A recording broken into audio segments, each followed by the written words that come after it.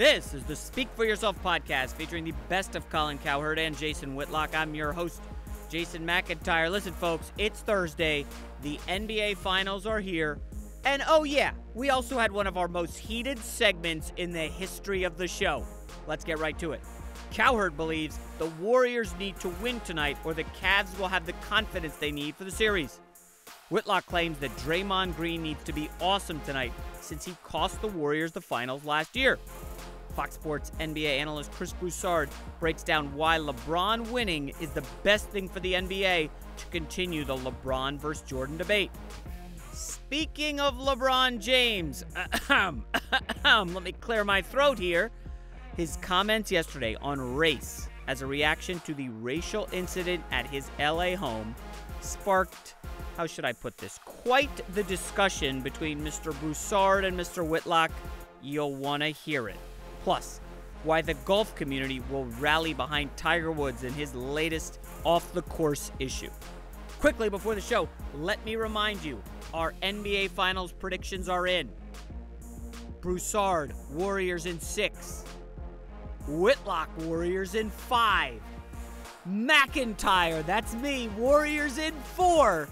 And Cowherd, the lone wolf, picking the Cavs to win again in 7. I wonder if he remembers that the Warriors have home court advantage. And the Warriors are going to lose Game 7 at home again? Ready for Speak for Yourself? Cowherd and Whitlock, take it away. All right, welcome to the show. I'm Jason Whitlock, and I'll tell you why the NBA needs the Warriors to win. And I'm Colin Cowherd, and I'll tell you why the Warriors are going to get chewed up and spit out faster than Steph's mouth guard. Speak for Yourself starts now. Oh, delicious. I thought I was crazy. You're crazy. Oh, I can't even wait. Shoot up and spit out. 5-game sweep, if you can sweep in 5 games. All right, hello and welcome. Joining us today is Fox NBA analyst Chris Broussard and former All-Star Cedric Ceballos. Coming up, I'll have more to say on LeBron's comments about race yesterday. But first, let's start with the game tonight. It's finally here, Game 1 of the NBA Finals. After a 9-day wait, history will tell you that the Game 1 winner has gone on to win the title 70% of the time. But history will also tell you that the 3 times LeBron James won the title, he lost Game 1 of that series. Amazing. So, Colin, since it seems history can't make up its mind, who do you think needs a win tonight more, LeBron's Cavs or Steph's Warriors? Oh, the Warriors. You know, the 4 stars for the Warriors haven't lost together since February 4th. So LeBron goes into their place, beats them. Cuckoo. They're going to be out of their mind. He's already beaten them 3 straight times. He goes into their place, and now they got to beat him 4 times in 6 games. And he, first of all, at the end of last year's series, LeBron got in their head. He wins tonight. It is a whole different series. I don't legitimately disagree with you. Everything you just said makes logical sense. I think this series is a little bit illogical. I think the Warriors have been so dominant, and that foursome so dominant, that if they go out tonight and take care of the Cavs the way I think they're going to, by 10 or 12 points, I think all the advantage goes to Golden State. I think the Cavs need this more than the Warriors tonight. The Warriors are so stacked. I just can't see how they're going to lose this series. And, again, I think they're going to do it in 5 games, but if it takes 6 or 7, they're still winning this series. The Cavaliers, every night is a must-win for them. Yeah, I'm totally with you, Colin. I mean, first of all, they're at home. I mean, Golden State's at home where they rarely lose. And as you said, Cleveland's already beat them, not just 3 straight last year, but 4 of the last 5 games. Kevin Durant, LeBron James has owned him. 18-5 against KD. And let's face it, this is a new stage for Durant. I know he was in the finals in 2012. That was 5 years ago. I think the most pressure in the series is on him. If he were to lose this game, I just think mentally it could really work against him and the Warriors. So They need this. The Warriors do need it, and they need it because their leader is Draymond Green, and he's the hothead. So if the leader goes down 0-1, he's going to start barking at others. You need to do this, that, and the other, which may dismantle that big four. Cavs, don't worry about it. They lose game one. They've done it before. LeBron's done it before. They've seen adversity. They build themselves back up, and they go and try to win either the second game or try to win 2 games at home. I've talked to a lot of NFL players through the years, and they're like, man, the Super Bowl's different. I know Brady, Manning, AFC Championship, they're like, Super Bowl's different. The refs even officiate the finals differently. We got to the finals last year, and they swallowed whistles. Yep. And these refs know going in, this is an all-timer. This is Magic Bird stuff. Boston, Cleveland's not an all-timer. Kawhi gets hurt, not an all-timer.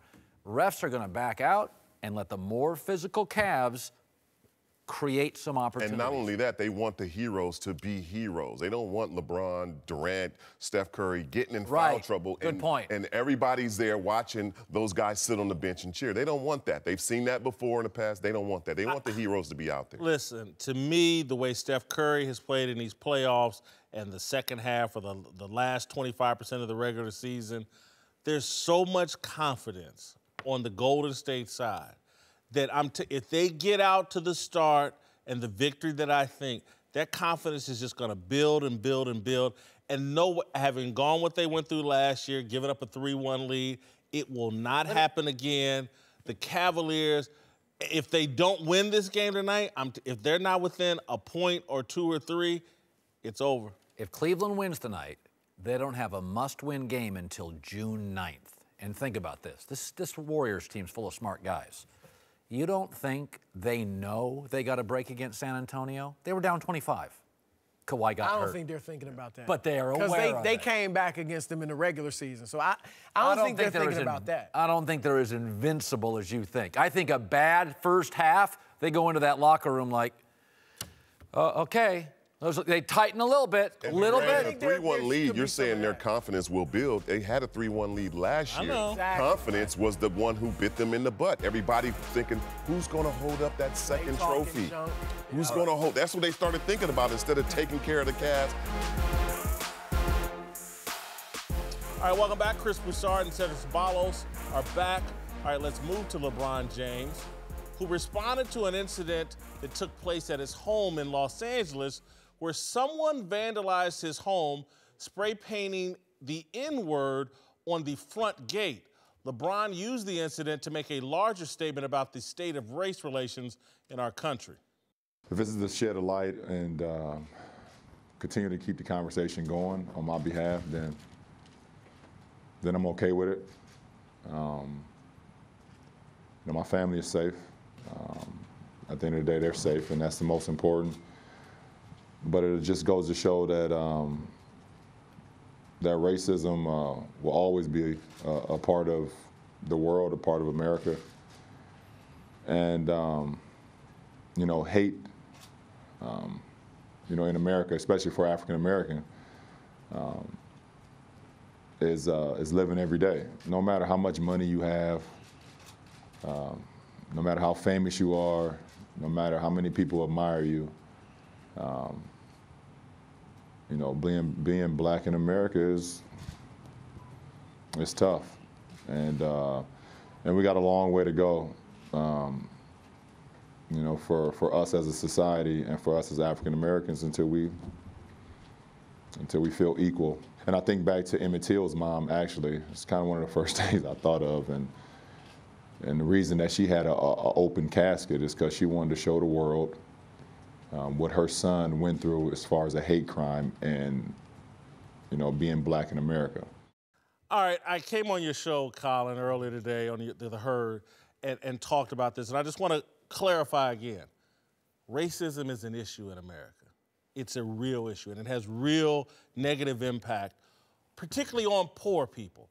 LeBron James just experienced some disrespect, but what impact does it really have on him? Feelings may be hurt. I don't know. He wasn't there. This is a second home. I think the analogy to Emmett Till is ridiculous. Emmett Till lost his life brutally in the 1950s over nothing. And to somehow, my mind went there because in my $20 million second home in Brentwood, someone spray painted something that my staff cleaned up within hours and the police investigated, I'm sure. It's not analogous to Emmett Till. LeBron, to me here, is embracing his victimhood. It's a mistake. What happened to him was disrespectful. But again, this is not the racism that needs to be stamped out in America. This is an inconvenience for LeBron. To me, it would have been easy for LeBron to pass on it. And this is where, in the media, we're very critical of athletes who don't embrace social issues. Even Michael Jordan, the most popular athlete. The easy thing for LeBron here to say to me would be, you know, I'm not going to talk about it. He went out, he talked about it. Now, I would admit on social media, obviously, he's going to get incredible support primarily. We all know the game. But in this instance, if we want stars to be stars and we want him to talk on social issues, it affected him directly. Should he not talk about it? I think His he has staff to. cleaned it up within minutes. Well, what so was the what? impact? I mean, LeBron is the impact. You don't know what the impact could be. Is he The crying somewhere? Is he sentiment not playing behind tonight? spray painting the N-word on somebody's garage could lead to something worse. And LeBron James has children, all right, a 12-year-old son and maybe a 9 or 10-year-old son. He's also thinking about other incidents, Trayvon Martin, Eric Garner, Tamir Rice, Poor people. Terrence Crutch. Poor or people. not, Henry Louis Gates on his own porch, Louis a Gates Harvard professor is a- accosted by a policeman. Hold on, let me finish. I mean, pointing out obstacles and facts is not There's no embracing obstacle. is There's not no embracing. obstacle here. That's an obstacle. It's What? an obstacle white people in America don't have to deal with. They never Look, have, point- their hold on. houses never get Let me vandalized. finish. Let They me never hear finish. disrespectful Let me things finish. to them. When pointing out facts is not embracing victimhood, LeBron James clearly does not think of Man himself. just said, Can I finish? Yes, you can. I sat And it is listening still to your my spiel. show, Chris. I don't care whose show it I is. do. I'm on the set. It's still my show. You So that can't means I filibuster the can't whole. talk? You can't filibuster the whole You've conversation. cut me off every 6 words because I don't agree with you. You start by saying racism exists, but then every time a black person brings up racism, you shoot it down. Because again, someone spray painting something on a millionaire's home. He's not a victim in that situation? Hell no. He It's was nothing. victimized? Well, It's nothing, Chris, in the grand scheme. what LeBron And to was- analogize it to Emmett Till is a joke. Well, I think what LeBron was doing was speaking general for the people. He wasn't just saying to myself, I have it hard, I have it difficult. He just, no matter how rich you are, no matter how much. Right, but he was, in general, he may have screwed his words up, but in general, I think he was talking about the people. I think he was speaking for the people. I think he brought up Till for everybody who don't know, who has not had that information or seen the pictures of it, to go Google it. Go check out how bad it has been over the years. I think that's what he's doing, using his platform for you guys to reminisce on this is a harsh word. This is a harsh situation. This is bad in America. And that's all he was doing. He wasn't saying that, this is going to punish my family, it's going to punish me. By the way, he was just LeBron did not getting have awareness. a script. We do this in the media. I've had it happen. He had no script when he's dropping Emmett Till, and we just heard Charlamagne the God. There's a script being played from by That's an everybody in terms assumption. of You don't know that. That's social an media. I get to speculate. Okay, first of all, he came out there and he just talked extemporaneously. He's a pro athlete. I'm a broadcaster. I should be able to do that. He's got other things in his mind, like the biggest finals in the last 20 years, first of all. Second of all, when kids are involved, it's different. I think I'm fairly rational. His kids were in Cleveland. It doesn't matter. If you It's still have his house. kids, you always feel threatened. The people didn't know, that spray Look painting here, man. didn't know I'm where not his kids objective were. about kids. With my kids, I'm ridiculous. Well, let me just say this. I used to be a black kid. Yeah. And I've had some things said to me, very racist and inappropriate. My parents, 100% black, ain't no question about it. There was no, oh my God, Jason, we gotta stop. Someone called you the N-word, and let's see how you dealt with it and felt about it. It wasn't that big of a deal. If someone denies you an opportunity, you can't go to school here, you can't have this, you can't have that. That is the impact of racism. Okay, LeBron was inconvenienced, And racism affects the poor, the very wealthy. And for him to sit here and say, no matter where you are, it's tough being black. It ain't tough being LeBron James. It ain't tough being Oprah Winfrey. A Princeton study done a few years ago by a professor at the university showed that white people and black people with the same credentials, clean record, going in for a job or applying for a job, whites are more than 2 times more likely to get a call back for the job. Secondly, when white men with a felony on their, with a felony on their record. Can I finish? Yeah. White men with a felony on their record get calls back for jobs as much as a black college graduate with a clean record. What are we so debating? hold on, black college graduates, all of them aren't poor. Some of them are educated and come from money, and they still don't get called back more than a white felon. So don't tell me it's just about poor people. Chris, people face unfairness in this world. Nobody's saying No. People face unfairness in this world. The wealthy have regardless of color, have a far better chance of overcoming whatever unfairness happens to them than people that are not wealthy. This man getting spray painted on his front door that he never saw, his staff cleaned up, it's an inconvenience. It's not racism. It's not being denied a job. It is racism. They didn't spray paint jerk on his door. He can speak out and say, you know what? This was terrible. Whoever these individuals were, it was stupid. But the people that really are impacted by this are the poor people who face discrimination. That's why I think he was speaking for them. I don't think he was, like you're saying, so inconvenienced and he never saw it. He immediately thought of Emmett Till. So that's a joke. Who are you to say that that's wrong? I don't know. We're on a show. I get to say what I think. If he you get really to say it's felt right, that I get to say it's wrong. If he really felt that, why? Look, when Jews talk about the Holocaust, or when Americans talk about ISIS and feeling a threat from the Middle East, do we say that's embracing victimhood? That's different than spray paint, Chris. He's talking about more than spray paint. He's talked about Trayvon Martin. He talked about in this statement here, when? I'm talking about his whole. This dude has been speaking out for years. We're talking about this. Social injustice. Let me ask this: What should he have said? What I just said. This is bad. What happened? The people that did it are stupid. But let's be real here. I have a great life.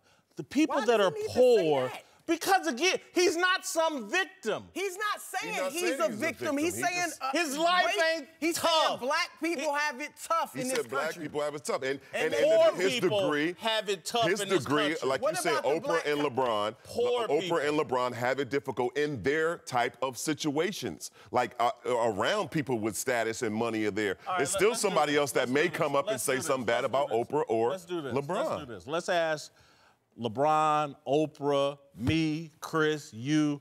Is there some poor white person that we would trade places with? No. I wouldn't trade places with anybody. There's no poor white person any of us would trade places with. And again, you can remove race. There's no poor person. I just read you from a Princeton study, one of our best universities. You're not going to trade places with them. You're not. Welcome back. Joining us now, former Super Bowl champ, our buddy Eric Davis, founder of the Big Lead, Jason McIntyre. Here we go. Tiger Woods, the dash cam footage of his DUI arrest has been released. It's a little tough to watch. You can see Tiger struggle to answer basic questions and walk in a straight line.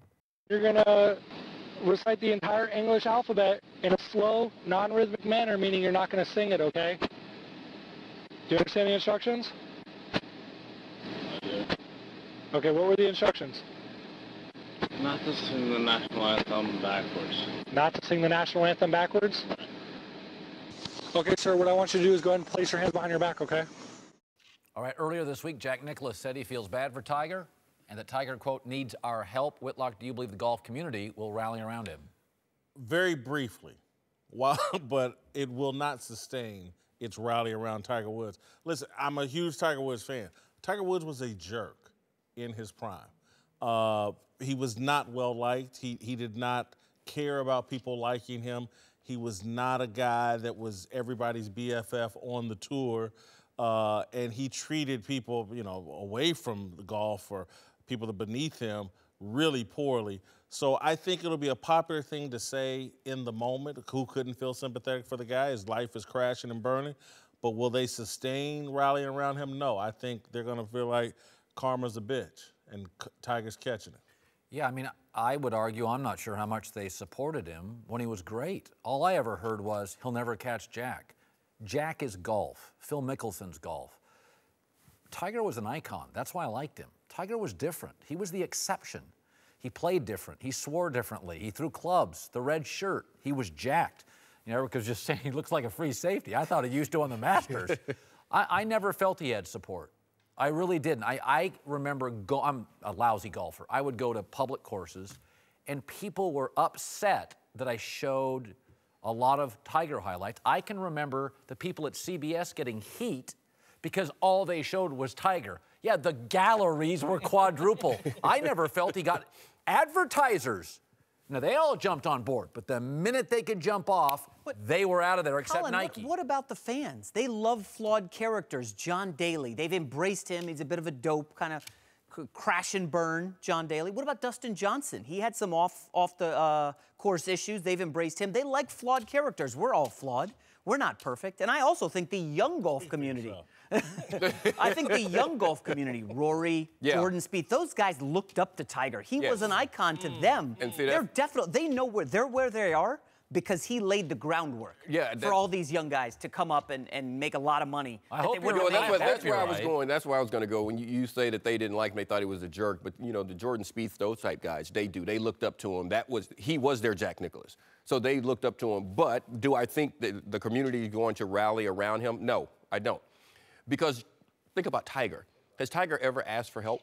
That's a really good point. He may not let him in. He's never let anyone in. He was raised to do everything on his own. He was programmed to go out and do his work, be the best. It's all about you. Yeah. And that right there is how he sort of built that cocoon around himself. So the first thing he's going to have to do is ask for help, and I don't see him asking for help. No. So how can you rally around someone who's not telling you they have a problem? This is a great point. What do they always say? It's lonely at the top.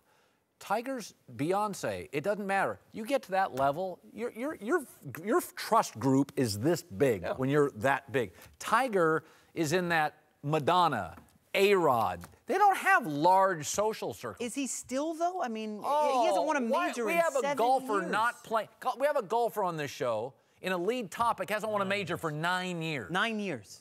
And we're just watching video, fuzzy video, and we're talking about it. Listen, I think Eric makes a great point about, you got to ask for help. And probably the support he needs isn't from the golf community. I mean, he needs his family, friends, whoever those people are, to rally around him. He probably needs some spiritual help. And so, again, I don't expect the golf community to rally around him. I think they'll express some nice, sympathetic things for a time being, and then they're going to move on. All right, to the NFL, where the Seahawks are dealing with a host of problems. Reports say players are upset because Russell Wilson gets preferential treatment from head coach Pete Carroll. Other reports say Richard Sherman is still fuming about how the team blew the Super Bowl against the Patriots. Hall of Famer Warren Moon believes there is truth to those rumors and that the Super Bowl loss is still haunting the team. They're still having a hangover from 2 years ago, if you can believe it or not, about losing that Super Bowl in the last minute with the interception on the 1 yard line, and a lot of guys, it just kind of rubbed them the wrong way, and they just kind of haven't gotten over it. And you just can't have these negative things, in the back of your mind. You have to be focused and be all in on what's going on in front of you and not worrying about what's behind you, because those just, like I said, hinder your team's success. They can become a huge distraction. All right, Colin, do you think the controversy around Wilson and the Seahawks will negatively impact Russell Wilson? I don't. I think he's uniquely mature. I think he's got a temperament that is ideal. I remember the first time I met him, it was at the Super Bowl 3 or 4 or 5 years ago when he broke in. I remember telling a producer, I'm like, that guy's going to run the league in about 15 years. He's very unique, whether it's his religious strength and fiber, whether it's his family, whatever it is, he is driven differently than others. And I think he has a temperament that's built for crisis. I mean, look at how he reacted after that play. That would shatter players. Heck, it's still shattering some of their defensive players. I think he's built for moments like this. I think he'll be fine. I don't. I think it could spin very negatively. We're in this social media era where people find reasons to go after Russell Wilson. If he's playing with his stepchild, future son, or whatever, social media goes after him. I just thought in this moment, listening to Warren Moon, I'm going to defend the other side, Richard Sherman and these guys a little bit, just a little bit. I think they're wrong and they need to move on. But there's a huge difference between being a one-time Super Bowl champion and a two-time Super Bowl champion. Yeah. And what that means for you economically, getting into the Hall of Fame and all that, is a big difference. So I can kind of see why the defensive players can't let it go. Two's a dynasty. No, you let it go because you lost the game. I mean, you don't let it go. Well, Warren is saying a bunch of players can't let it go. 1990, Roger Craig fumbled the ball, and when we were running the clock out, we would have gone to the Super Bowl, and I think we would have won against the Giants. 1992, there was a holding call in the first series versus the Dallas Cowboys. I'll go to my grave thinking that we should have won that game, that we were a better team than them. I'll go to my grave believing that. I never let it go. I didn't let it go while I was playing. As you see, I still haven't let it go. I never will. So those guys not letting it go, it's motivation. It's the same thing we talk about Draymond Green and the 3-1. Yes, you want to go back and you want to win these things. That's what players do. You remember the plays that you didn't get. You remember the games you didn't get. I don't think that is going to negatively affect Russell. Players expect to win. Players expect a lot from him. He is the leader of a really good team. You expect him to perform, and that's a part of it. I think he can handle it. I think the guys on the defense will continue to put that pressure on him, but they also know, and this is the thing that good teams know, when I'm putting that pressure on you, when I'm barking at you, I know that I got to keep my kitchen clean. I'm putting that same pressure on myself, and good teams have to have those players. Wilson's also always accentuated the positive, just like Pete Carroll. That's why they get along so well. Remember, NC State, he started for 3 years. Then they bring in this hotshot young guy, Mike Glennon. Hey, we're going to make him the starter. That's fine. I'll just transfer to Wisconsin and go to the Rose Bowl. No big deal. Then he goes to Seattle, right? They just signed Matt Flynn to that three-year, like $25 million deal. That was smart. Russell Wilson, hey, no big deal. I'll just win the starting job. That's what he does. This guy is very positive. I like what you said about that. Emotionally, he's just very strong. I mean, to a large degree, he's Tebow with far more football talent. Like, you could say what you want about Tebow. He wasn't my quarterback, but there was something about Tebow's personality that was just built for big moments. And, I mean, I can remember during that winning streak, literally they were polling players and guys were like, you know, I think there is some divine intervention here. Like I mean, it really, Tebow had this effect on it was a phenomenon. Positive mindset can do it. Optimism works. All right, welcome back. Chris Broussard and Cedric Ceballos are still here with us. Time to put up or shut up as we get ready for game one of the finals tonight. Vegas seems to have crowned the Warriors as the clear winner. The Warriors are more than a 2-1 favorite over the Cavs. Colin, at the risk of losing all your thumbs, who are you picking? Cavs in 7, healthier, less pressure. I don't know what's up. You believe that? Well, yes. You really think I'm making this up for TV?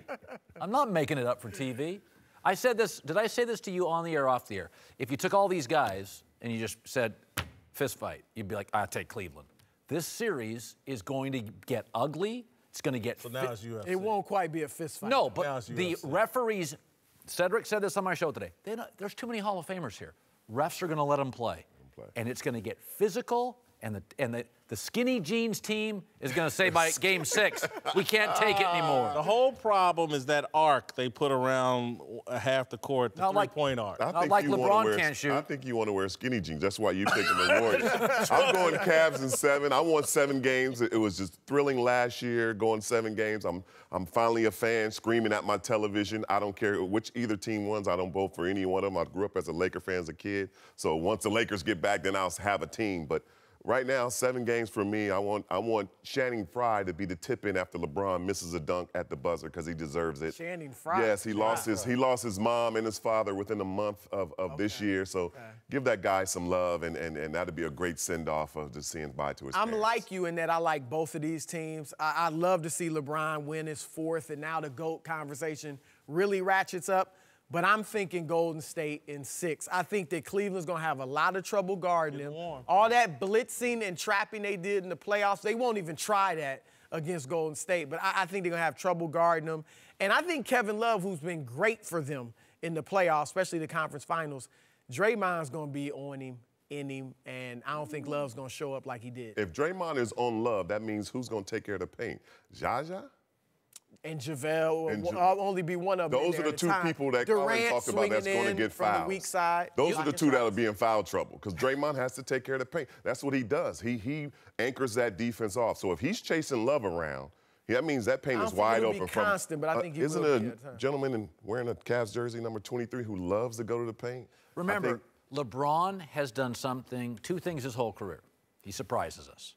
The decision, the redecision, the comeback last year, the falling apart in Dallas. He's always surprised us. He also shrinks the profile of his challengers. D. Rose, Kevin Durant, he humiliates them. Last year, Steph Curry, Draymond Green. Kevin Durant, who's never had success, the pressure's on him. This is what LeBron does. He takes the guy who we're about ready to push up, unanimous MVP, finals MVP, and he shrinks their profile. He sees Kevin Durant as an individual challenge to his fame and his ownership of the league. Colin, back that up with some money. back all of that up nice. With some money. I mean, seriously. That was really nice. I got, what do you want? $100 if it's over in 5. So I get. You owe me $200 if it's over in 5 or less. I'll pay you $100 and $200 if the Cavs somehow win. Is this legal? Yeah. I just want you to back it up. Television. I hear all this hopeful talk about Cleveland. Look, man, they added Kevin Durant. Should have won last year. And they added Kevin Durant. And again, I would prefer Cleveland to win. I don't respect what Kevin Durant has done. I don't respect what the Warriors have done. Again, they got their brains beat in by LeBron, and now they went and got a big brother to help them beat him up.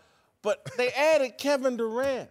They didn't add Norris Cole. The thing is this, Colin. Even though LeBron is 18-5 against Durant head-to-head, Durant has played him individually well.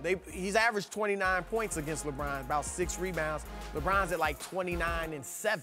So individually, the matchup is close. This is the Speak For Yourself podcast featuring the best of Colin Cowherd and Jason Whitlock. I'm your host, Jason McIntyre. I told you it was a heated show. I told you. Thanks for listening. Subscribe to our podcast on Apple Podcasts. We're also on SoundCloud. We will be all over social media tonight for Game 1. The show's actually dark tomorrow, so you'll just have to hit us up on social media for our thoughts on Game 1. We're back on Monday. Go Warriors!